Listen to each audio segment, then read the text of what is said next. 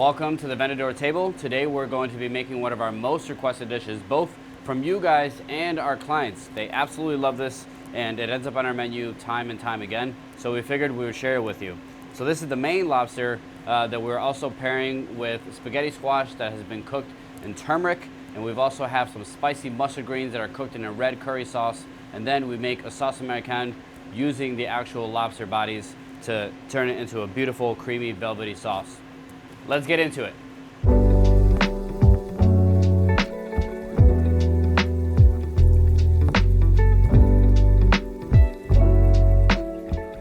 So what we're gonna do now is just put this guy in the freezer for 5-6 minutes, maybe up to 10 minutes, depends on how long it takes. Basically what that does is just knock them out unconscious, and so it just makes the process a lot easier.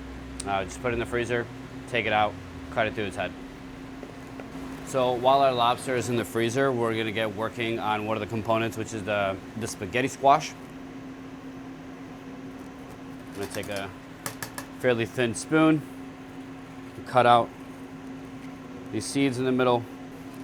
I absolutely love spaghetti squash. It kind of creates this really kind of beautiful texture that you can work with in so many different ways. I kind of like leaving it a little bit more intact so it still has some structure and integrity to it. So the next thing that we're gonna do is just portion them out.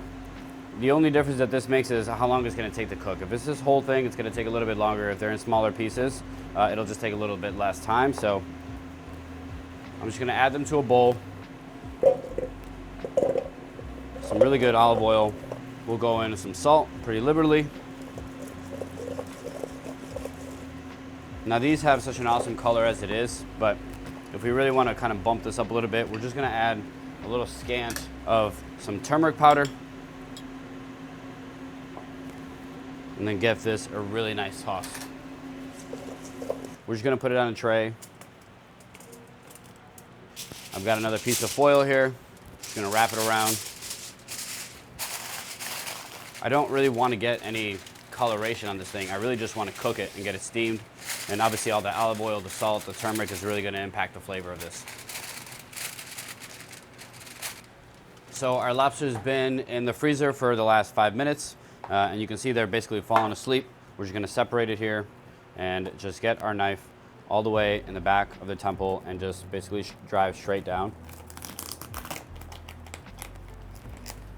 So from this point, we just wanna be able to separate the body as quickly as possible. So I'm just gonna rip away from, we're gonna set this to the side and then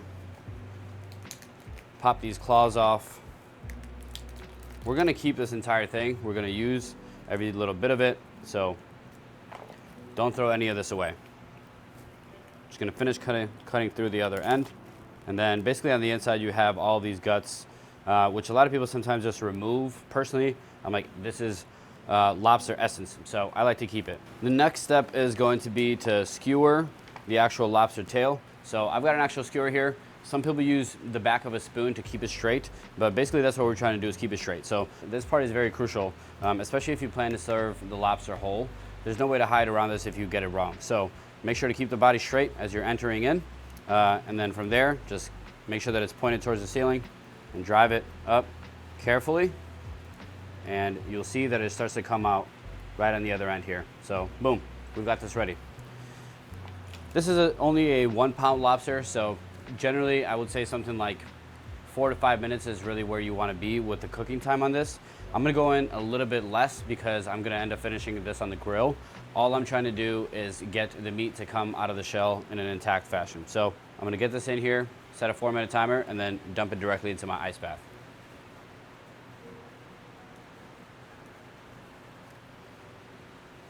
Okay, so it's been 4 minutes. We're just gonna take these and dunk them directly into the ice water to stop that cooking.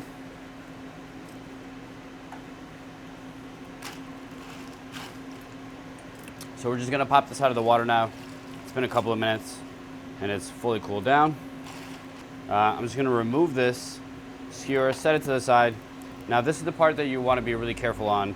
We're gonna basically try to crack the shell to get the entirety of the lobster out in one piece. Basically what I'm gonna do is just put my palm on it like this and squeeze on both ends of this side here until I hear some cracking going on. But again, I'm not trying to absolutely crush the entire thing. I just want to basically loosen the shell. So great. So from there, you can see that it starts to kind of peel off by itself. Just be careful. Do not rush this part right here.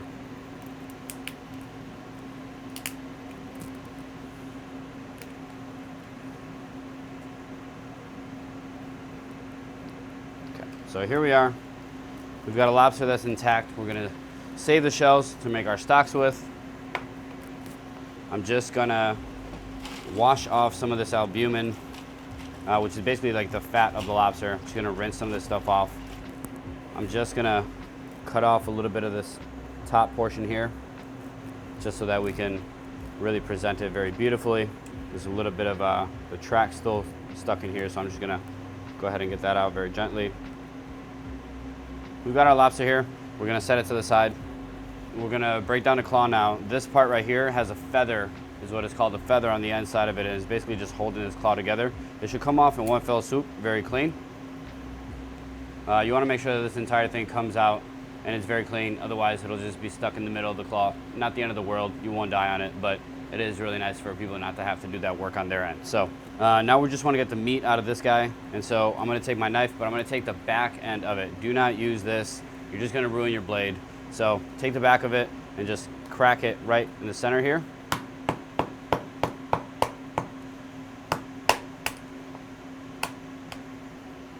Very gently pop it out, and boom, there we go.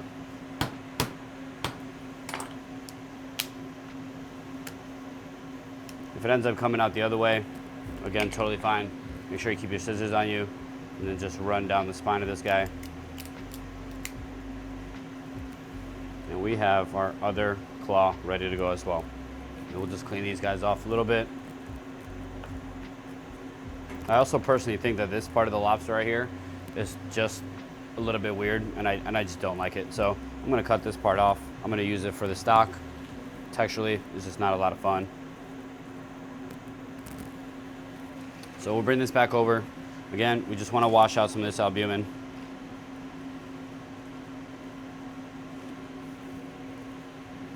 Okay. So last thing before we break off from here, in order for our lobster to stay straight, which is why we did all of that work of ripping it apart to begin with, we're gonna put the skewer back in it. So same place where it went before, you'll feel that groove is still right there. So this should make it nice and easy for you. Cool?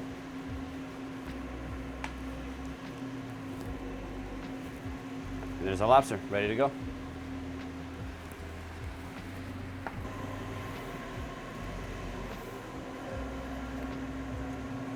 So we're gonna get our binchotan going in here so that by the time our lobster is ready, we'll be able to get this a really nice char and really incorporate that smoke flavor. So next we're gonna be making our stock for the lobster. So we've got our bodies here, any of the trimmings that we got from breaking down the entire lobster. And then we've got some fennel, Roma tomatoes, Spanish onion, carrots, celery, thyme, and rosemary, a few cloves of garlic. We've got this tomato paste, and then we'll deglaze it with some cognac and some white wine, and then add the water to it just to cover. And this is something that we don't really cook for all that long, maybe about 2 hours. We'll taste it as we go along. Okay, so the first thing that we're gonna start off with is just a little film of neutral oil. Avocado, canola works out just fine. And we're gonna let that heat up a little bit, and then we're gonna take these lobster bodies and add them directly to it and get a quick caramelization.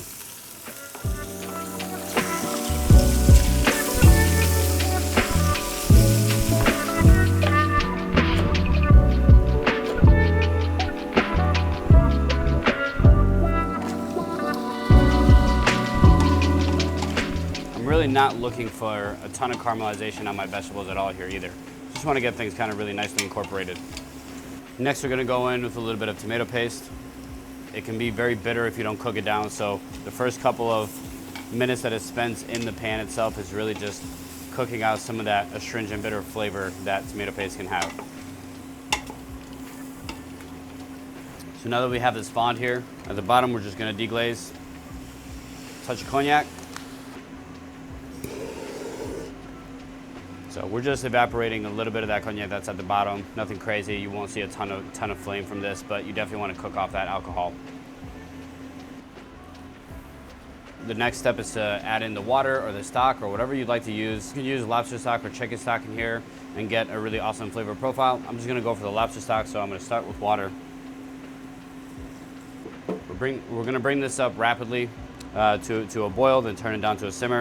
In the meantime, I'm just gonna add a couple of sprigs of thyme, rosemary, and just about a handful of garlic. I'm looking at about 10 cloves here. We also have a few black peppercorns, and we'll finish off with a nice bundle of parsley.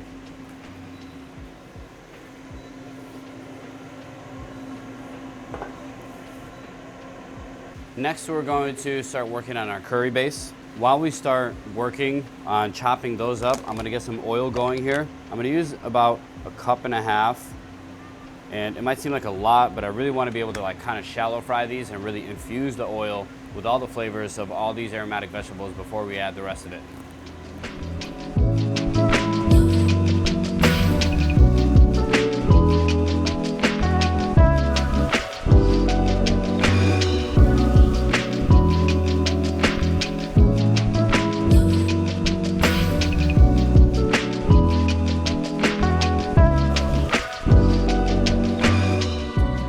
Okay, so we've got our garlic, our shallot, and our ginger all ready to go.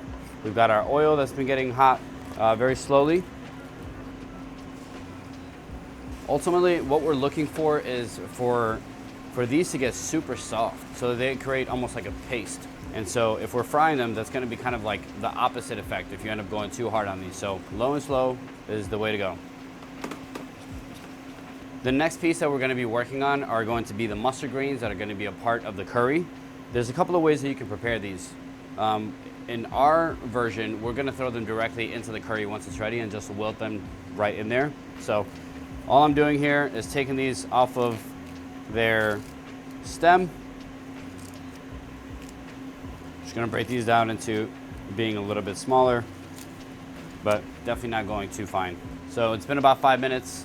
We're definitely starting to get a little bit of coloration on this, and I'm gonna go in with our red curry paste.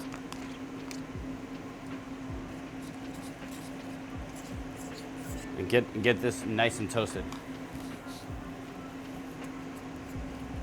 In the summer, we would take whole tomatoes and basically macerate those in salt and blend it together and then use that as a base, but being that we're not in tomato season, we can always use just really amazing high quality tomatoes from San Marzano. And these are also gonna go into the lobster sauce too, so you kind of see that the ingredients start to really play on each other. So our tomatoes have been stewing for a couple of minutes. We're just gonna add in our mustard greens in whole right now and basically wilt them down in this heat. I guess one thing that I can say about a dish like this, where it's at right now, it would be so delicious if you just seasoned it and ate it by itself. And this is vegan, right? It's 100% whole ingredients in here, and it's vegan and it's absolutely delicious. And this is a perfect example of something that would be amazing over rice, over pasta, etc. I mean, it is just pumped with flavor. We've got our greens. They've been stewing for a little bit now. Next, we're gonna go on to our creme fraiche. I mean, it is just so thick and luscious and amazing. You could try to use coconut milk, of course. Traditionally, that is something that you would use. But I think I really like the funkiness of creme fraiche, and I think for the fact that we're gonna be doing kind of a sauce Americaine with this, I really like using creme fraiche instead. Really kind of evens out those chilies. Last but not least, get a little bit of acid in there. Again, I think lime would be more traditional, and you know, people can definitely use lime if they'd like to. I'm gonna use lemon, so just a little bit of acid really ties this thing together. Whenever people eat this dish, everybody talks about the greens. Tastes great. It needs a little pinch of salt, and we can set this aside. So our lobster stock's been going for about 2 hours. We're just gonna go ahead and strain it.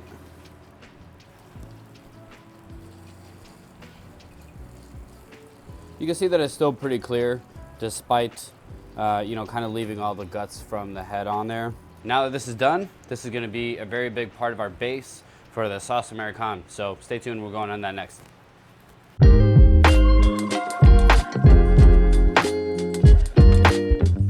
So now we're gonna be jumping into making our sauce Americaine, which is gonna consist of pork and bull shellfish. Right here I've got some beautiful smoked bacon that's coming from Newski's farm. There's obviously a ton of fat in this thing, and we really want this to be the base of our sauce to really kind of deliver that smoke element to it, and also that really kind of fatty richness. So while our bacon is rendering and starting to crisp up, we're gonna start working on our shallot and our garlic. I think I'm just in love with French food. There's just something about building these layers of flavor that really kind of speaks to me. So I just find myself doing it over and over and over again. So now our bacon is nice and crispy. We're gonna go in with our shallots and our garlic and really let these things kind of start to sweat out. God, the aroma from this is just incredible. When I worked on Morimoto, we used to do a bacon foam, and it started off just like this, and it's really just kind of what it got me thinking of. I mean, the flavors and the aromas are so reminiscent of that specific dish. I'm adding a touch of salt to that. Once we get to this level, we can start to add our tomato paste, adding a fair amount here.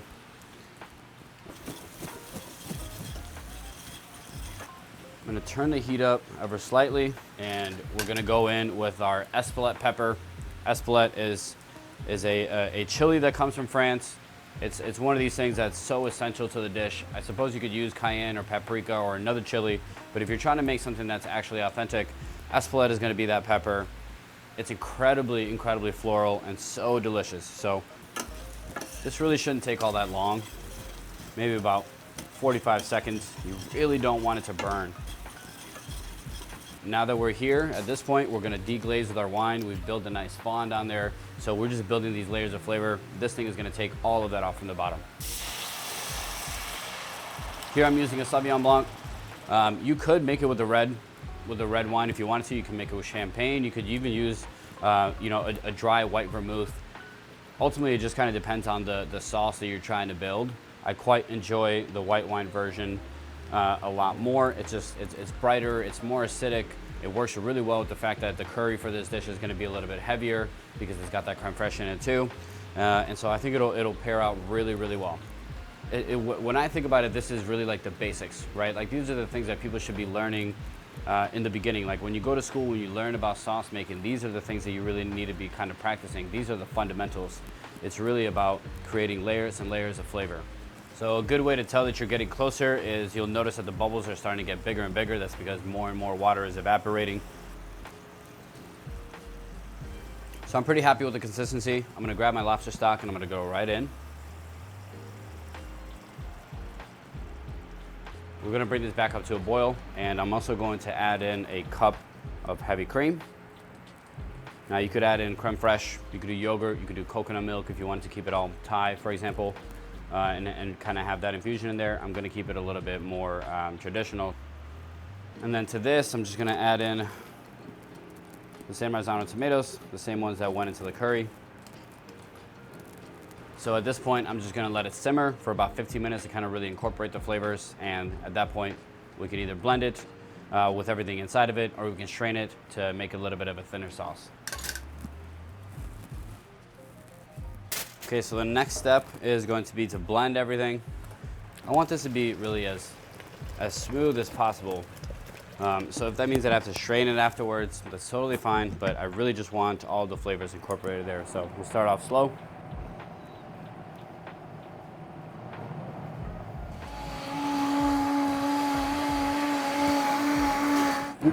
Okay, so now we're gonna check our seasoning and just see if it needs anything else. It might need a little bit of acid, it might need a little bit of salt, but we're about to find out. Tastes incredible. It just needs a little bit of salt, and it needs a touch of acid as well. So this is just a reduced sherry. We'll give it another little mix just on speed 1, just to incorporate everything. Okay, so I feel good about my sauce. We're just gonna go ahead and strain it directly into another pot. Having a fine mesh strainer like this is super helpful to catch any of those small bits and pieces. You could serve this with just the lobster itself and it would be a knockout. The next step is just gonna be putting everything together. Let's get started. So we're just gonna brush this lightly with some mustard seed oil right before it goes onto the grill. Be generous so that it's absolutely delicious. So we'll go on both sides here. Make sure to season it. Don't go too crazy. You want it to taste like lobster. And this guy's ready to hit the grill. So we've got our benchoton heated here. We're just gonna give these a good little mix. Ash is an insulator, so you always wanna make sure that you move it around. This is already seasoned, so we're just gonna go directly onto the grill with it. And remember, it is pretty much all the way cooked, so we're just looking to make sure that it's heated through and get some of that smoke element to it.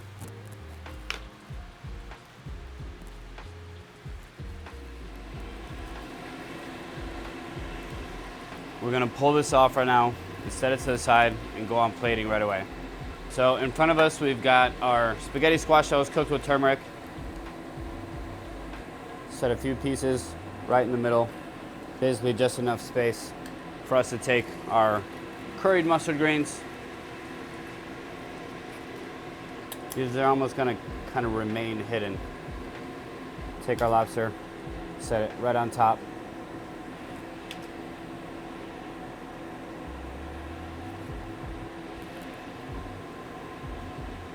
And finally, finish off with our beautiful sauce Americaine.